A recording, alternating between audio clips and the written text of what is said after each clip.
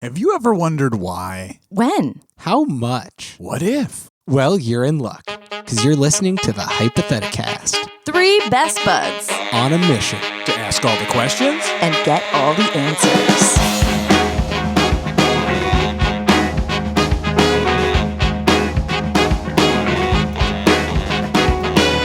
I was born with both guns blazing, and I do think I'm amazing. You got the dignity to feel a little about yourself. I don't care what your preacher says. I got my own vicious ways. Only got one commandment and it goes, I'm killing it. I'm killing it.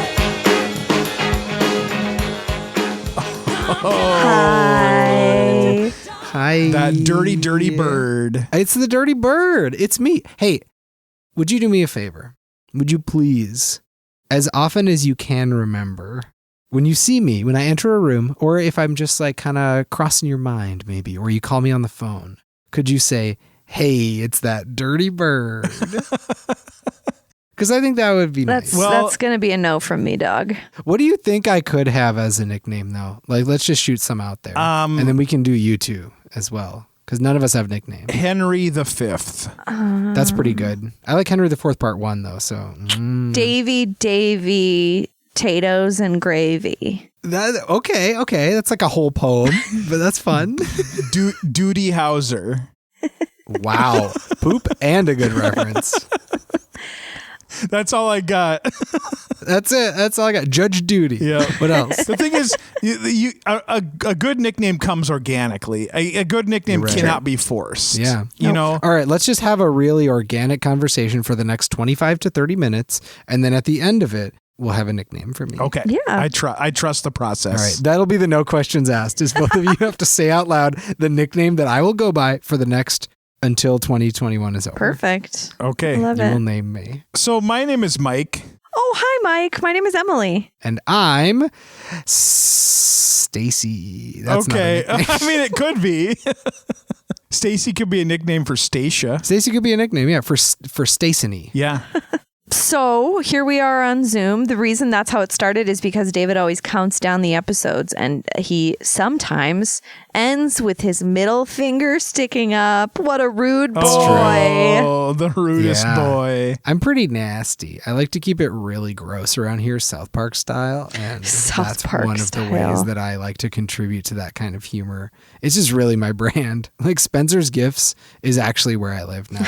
It's my permanent address. Like just a specific one in a mall, or just like, yeah. Are they all connected by like a portal? Well, First, the answer to both of your questions is yes. I do live in ones in the mall. I don't think they exist outside of malls. Freestanding Spencer's. And yes, they are all one liminal space that is connected to each other. So if you go through the like beaded curtain made of little plastic dicks, it'll just land you in the next Spencer's. And what's great about that is that nobody ever goes through it, because why the hell would you? And I'm the only one who has. You sleep under like a little hut you've made out of like Beavis and Butthead, like novelty keychains. Yep. It's very cozy. Sounds like it. I feel like there's a mall out there. The only thing left in that mall is a Spencer's Gifts, and everything else is shut down. And there's just a Spencer's Gifts that's somehow still open in the mall. Yeah. Do you think it's kind of like a virus that like slowly takes over a mall? Like it creates other gift shops that maybe are different person's first names, like Dylan's Gifts or like Roger's Gifts, and they're different. They're all offensive, but they're different kinds of offensive. So, what do you got for us? Friends, I'm glad you're here. We're going to play a game today, and it's called The Good, the Bad, and the Answer. It's about how some things in the world are pretty cool, and some things in the world are pretty bad. And it turns out that most things in the world are just things that have good and bad parts of them. And those are the things that we're going to talk about. We're going to answer some open-ended hypothetical questions, and then we're going to critique those answers, just like good friends do. When you ask a friend a question, you're like, hey, what do you think we should have for dinner? And then that friend is like, I think we should have spaghetti. The best friends say, hey, you know what's good about that is that I like spaghetti, but the bad thing about that is that I feel like you always say spaghetti, and it's kind of boring, and I really think it's making our friendship stale. good, always constructive Yeah. criticism. Really just get in there and tell your friends a good and a bad thing about everything that they do. I mean, it's kind of like and you'll have going more to an friends in no Italian time. restaurant with your gluten-free friend. That just sounds like a real thing that happens. Yikes. And you're like, yeah, I'd like the spaghetti. And they're like, oh, I'll just have one spinach leaf, I'll just have the please. Thank you. salad. And You know what's funny is I thought like, oh, but if they went there, they couldn't get pasta. They could just get a bunch of bread because the bread there is pretty good. And then, so I probably should never be in Gluten. charge of anything except this game, which we're about to play. Let's do Vroom, it. vroom. Emily, are you ready I'm ready. to be asked a question? Because I have one for you. If you and Santa went out to eat at a Denny's or a Denny's adjacent restaurant, and Santa insisted that you order for him, what would you order? Okay. I know Okay. for a fact that Denny's menu has become more complex lately. It's a maze. It's just like a lot, and that's, good for them. It's a lot. But I do believe that the Grand Slam still exists on it. Told my dad when I was a kid that I hoped that whoever my husband was would take me to Denny's every night for dinner. And I still stand by that. And I'm still crossing my fingers. And So Tanner hasn't, is what you're saying. not yet, but there's still time. This is your chance to kind of Still make time. it more like I hold put him it in my publicly vows, accountable for and that. here we are. My I vows hope were you just a will do list of this. things that I wanted him to do. So anyway, I like the Grand Slam because it's like you don't have to choose anything. It's like you just get it, and then you get like a piece of every type of breakfast food. So you don't have to decide Santa sweet or hates to savory. choose. It's just like it's all there. It's a huge plate. So much powdered sugar on that French toast. It's just got to do it. Come on, Santa. Come on, Santa. Come on, Santa. Mike, what is good or bad about that? There's obviously both, but which one do you want to talk about? I think what's good about that is that Santa would not be satisfied by a Grand Slam, I think. Like, the thing about Santa is, like Santa, that beautiful, beautiful elf, like, he can eat. Like, he eats... Yeah. One night a year, he eats cookies all night long. All he does is... And then he occasionally gets that house that left the carrots out for him. Rude. And he burns that shit Those are down. for the house. reindeer, Santa. Oh, Santa's really sorry that he burned that house down. He thought you were just not giving him the proper offering. So anyway, he can consume, and so he's gonna eat that Grand Slam, and he'll be like, "All right, what else you got?" That's a Grand Slam, more like a weak slap. Yeah. Well, so then wouldn't he just be disappointed in anything from Denny's? I don't know. Like, you're gonna have to Maybe. what will fill his Santa maw. I think it's the naming specifically that where he's like, this is the He feels grand misled. thing. Yeah. Right. Yeah. Shoot. Yeah, that's fair. That's fair. Well, that is a bad thing. You are right about that. Wait, I think I said it was going to be a good thing, didn't I? Well, why was that good? I don't know what happened. I just started talking. I think that was the bad thing. That sounds like a bad thing to me. Santa is disappointed, and that's good because we hate Santa. I mean, if you want to go with that angle, that's cool, but that sounded like a bad thing to me. Yeah. I'll tell you what the good thing is. Santa famously hates to choose. And if you give him every breakfast food at once, I actually think that maybe the other good thing is Santa could learn, like maybe all Santa gets to eat is cookies. I think there's a chance because there's not a lot of Santa canon out there in terms of like what he does when it's not Christmas. Like it's really kind of a mystery. So maybe Santa's like a camel, but his eating cycle is a year. So he eats so many cookies, so much milk, so many carrots, burns so many houses down. And then he's like, wait a minute, this is it. This is all human food is. And a Grand Slam is like opening the door to like, that's a lot of different kinds of food that he gets to experience. And he might even start biting into one of those eggs and be like, oh, a cookie. And then he eats it and he's like, oh, this is savory and salty and a little runny. Cookies are never like this. But he's still got, the nice thing is he's still got a glass of milk because I'm sure you can order milk at Denny's and I'm sure that's what he wants. And they might even have cookies. So like you take him there, He's grounded, but he's also experiencing something that's going to really broaden his horizons. Okay. And that's probably why you went to Denny's. So he wants more, but it was still good for him. Yeah, it's safe and exciting. Cool. The best Denny's experiences are safe and exciting. All right. I feel good about that. Good. I'm glad. I'm still trying to. I think I did start out by saying that my idea was the good thing, and I'm trying to figure out what happened. You did say that. You know what?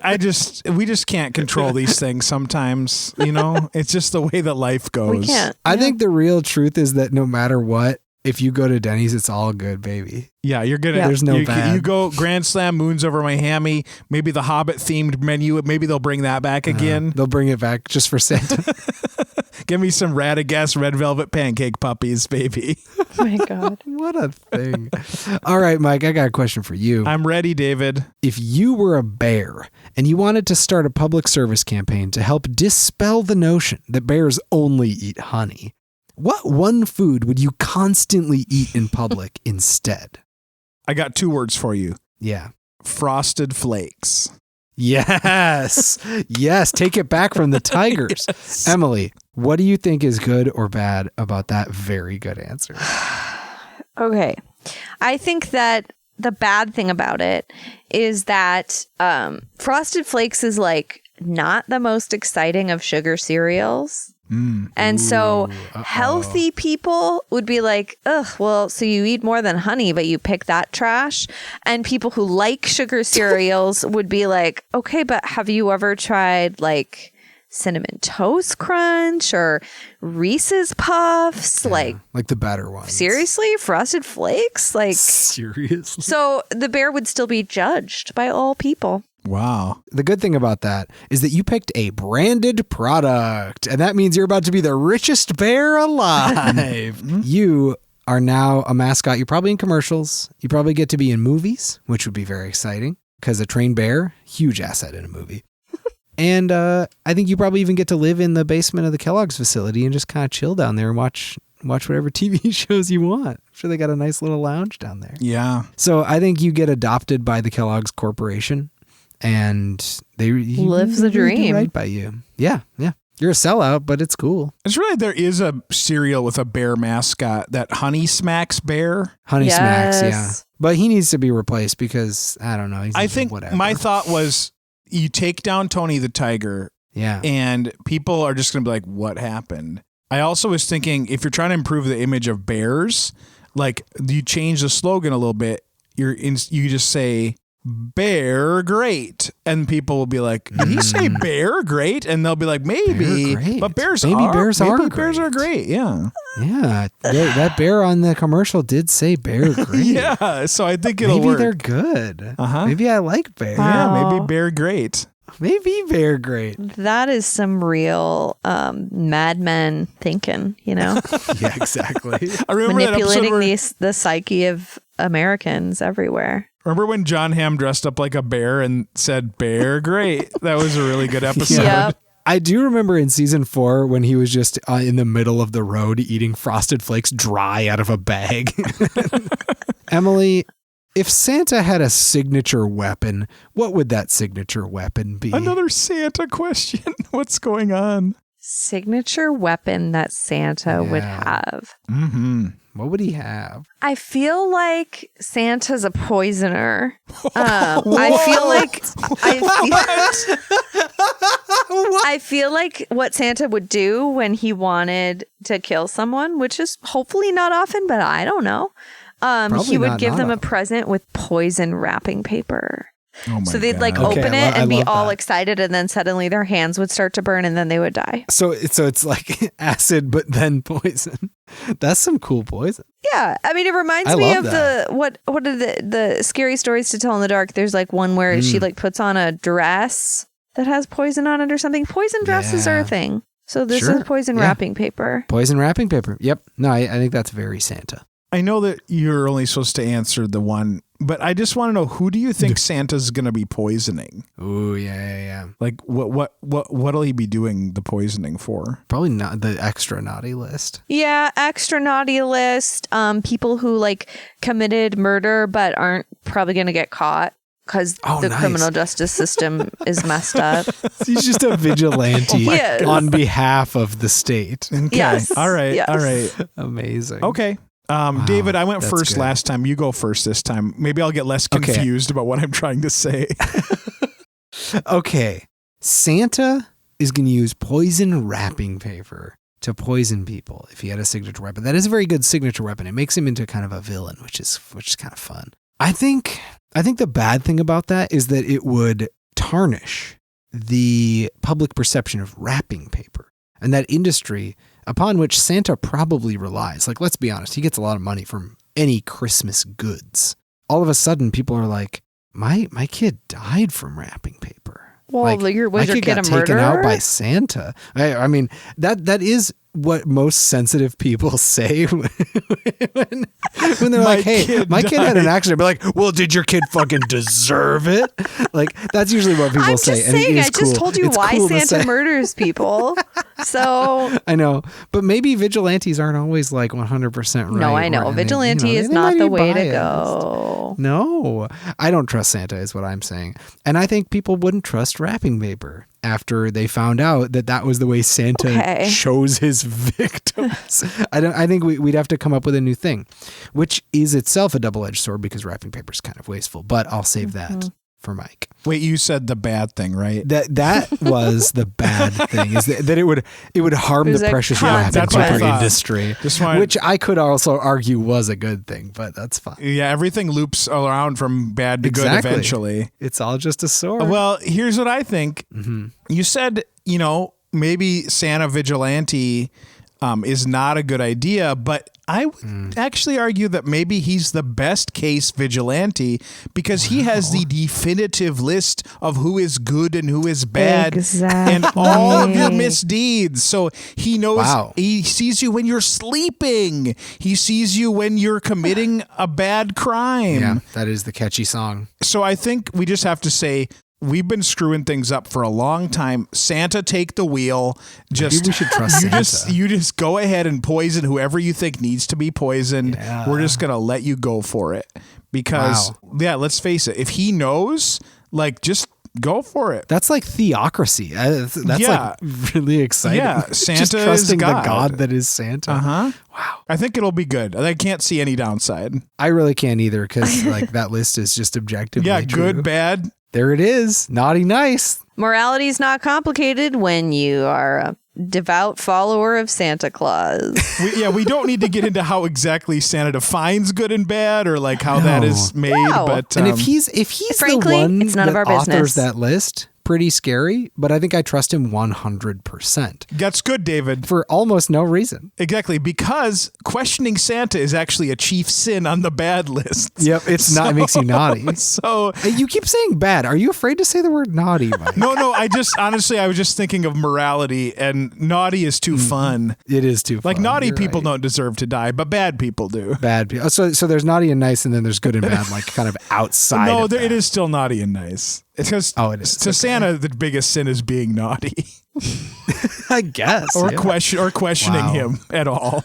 Yeah, right. Doubts are punishable by poison. Wow. Hey, Mike. Yep. Hey, Mike. If you were a bee and you felt like you were about to die, so you might as well get one last sting in there, who would you sting?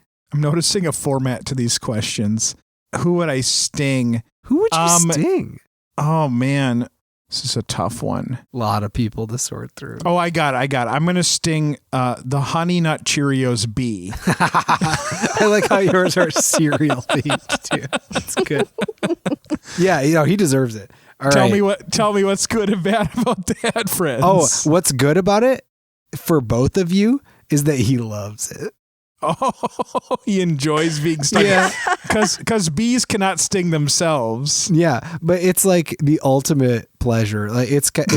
Bee-DSM, but with BEEDSM. And it's where you can't sting yourself, but you want so bad to get stung because you don't know what it feels like, but you can inflict it on everybody else. It's immensely erotic. Okay, so does the B in Bee-DSM stand for beandage? Yeah, beandage. It stands for Bee that sting me. Yeah. Bee that sting me. Bee that sting me. I think you're right. I think that is what BDSM stands for. You're right. It was right there in front of me the whole time. We've unlocked new levels of sexual pleasure today. Wow. All right. So that's the good thing, is that both of you would love it. What's the bad thing about it? Yeah, what's the bad thing about me stinging the Honey Nut Cheerios cartoon bee? The bad thing is that Jerry Seinfeld would be mad at you because it would put you and the Honey Nut Cheerios bear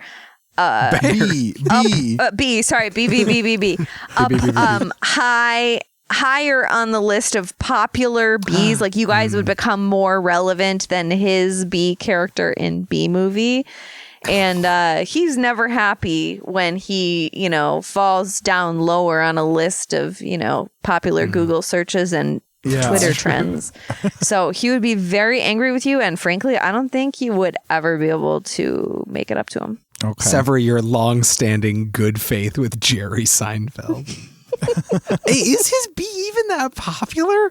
I feel like if you say, what's a popular bee? I guess Bee Movie would be Mike, in the top 5. David, it sounds like you're going to make an enemy out of Jerry Seinfeld too, frankly. I already have, baby. We exchange terse emails at least weekly. Oh my. Not about what you'd think. That actually sounds like maybe it's a little bit, it's not dislike. Maybe there's something else charged in there. The Honey Nut Cheerios bee is obviously number 1. Who's number 2 besides that Bee Movie? Shit, there might not be that many famous bees. The Nasonex bee, voiced by Antonio Banderas. Oh, yeah. I don't even know who that is. Antonio Banderas, I've never heard that guy's name before. There's the bee guy from The Simpsons. He might be he actually might be higher than the Bee Movie guy, which is wild for a bit part. Does the little girl who dressed as a bee for this, was it Smashing Pumpkins video, or was it a different? I think any bee that we can think of right now should be higher than Bee Movie by Jerry Seinfeld. He wrote it, he directed it, he starred in it, and I hate it. Oh my. Anyway, Emily. Yeah. If you had to get a tattoo of Santa Claus on your back, but underneath it there would also be a word tattooed in a Christmas font, you get to choose that word. What would that word be? Do I get to choose like the style of the art as well? Sure. Yeah. Actually, you know what? The requirement is you got to get a tattoo of Santa on your back, and there's going to be a word underneath it, but you kind of get to pick from like a few sheets of Santa tattoos. So you really get to broaden the horizon of what a Santa tattoo can be. Tell me what it looks like. I just designed a couple in my head, but I wouldn't want them on me. I'm really intrigued. Okay. Uh-huh. I would do it would be like a old school vintagey, like chubby, rosy cheeked Santa done in like an illustration style from like the 40s or 50s. Mm-hmm. Oh yeah, I can totally picture it. He would be like back to you, but then like peeking over his shoulder, like so coy. Coy. Oh, no. Yep. And the word. Oh, what's the word gonna be? I don't know. This is hard. Just say what a word is. Just say jolly. But it would have a question mark after it. Oh. So it'd be like he's asking like jolly?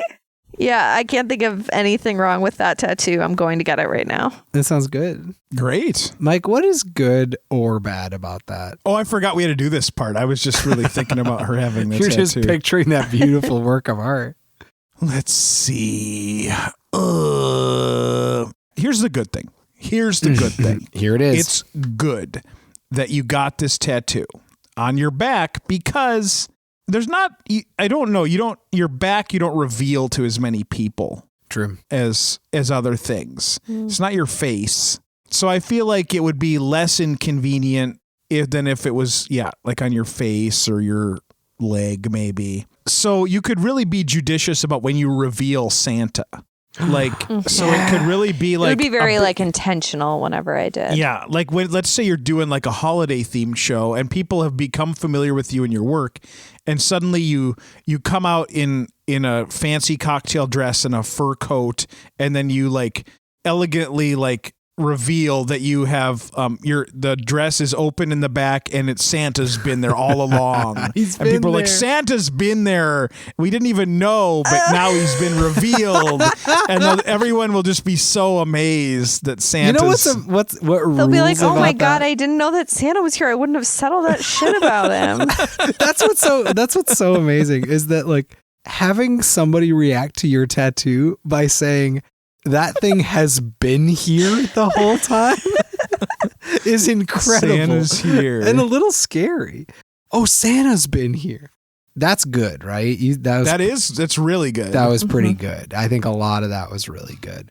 The bad thing, man, it's hard. See, when you come up with something so cool and Mike just sort of fills out why it's cool, Yeah. it's really hard to think of the bad I understand, thing. David. I know this is a hard day for you. It's been a tough day. I'm really tired. My brain's got nothing. And I think truly, if I look deep down in my heart, the bad thing about having a Santa tattoo on your back where he looks over his shoulder and he's real cute and he looks coy and it says jolly on it is that you're hiding it under a bushel. It's a little sad that that's on your back and not like. Why did you say hiding it under a bushel? Because that's a phrase about It like is? keeping your light sacred from the world. Like it's from an old Christian song and maybe based on an old concept where it's a quote that's like, hide it under a bushel? No, I'm going to let it shine. Like you could put a bushel over a candle for some reason or another. I don't know why. Who's to say? Is a bushel just a basket? I'm pretty sure. I don't really know the distinction. But what's important in this case is that less of the world than is optimal gets to experience that Santa tattoo. And that is the double-edged sword of anything that is exclusive. And so I don't think that you have made a bad choice. I am not saying that, not at all. But rather that every exclusion is a bit sad because it means not everybody gets to enjoy the thing. Yeah. Okay, well, I'll keep that in mind. Yeah, you should still get it. Like, don't cancel the appointment that you made. We saw you do it. You shared your screen by accident, and we did see you do it. Yep. Mike. I'm ready. If you were a whale and you could swallow people, like that whale in the Bible swallowed Jonah, and you swallowed somebody and they had to spend a bunch of time just hanging out in your belly until you spit them out onto dry land, and you had some furnishings down there in your belly to make things nice, what's one piece of art that you would hang? I think I would have some driftwood art. Ooh, yeah, that's good. No, that's very relevant. Yep, that's all I'm gonna say. Oh, okay. So it's actual driftwood, just like artfully. Yeah. It's not a painting of driftwood. It's driftwood that's been mounted on the wall of my whale house. Very rustic. Emily, what's good about that, or maybe bad about that? There's both. I would say the good thing about that is that you would, once those people got out, they would be like, whoa, that was so scary.